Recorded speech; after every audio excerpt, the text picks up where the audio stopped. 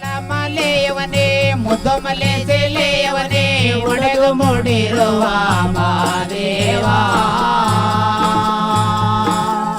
ಒಡೆದು ಮೂಡಿರುವ Madeva Madeva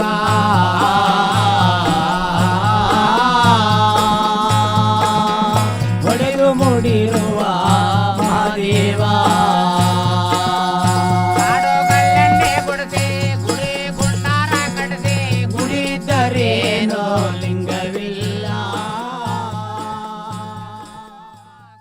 Here in Kashi, going upstream in Ganga.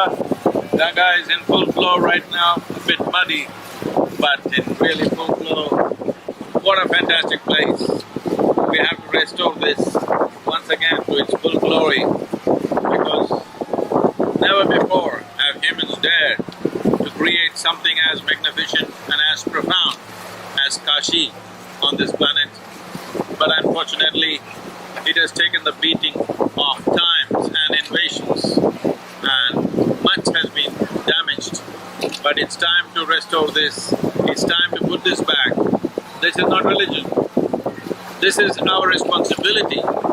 If we are concerned about human well-being, the methods and the mechanics and the tools which were created for human well-being must be restored.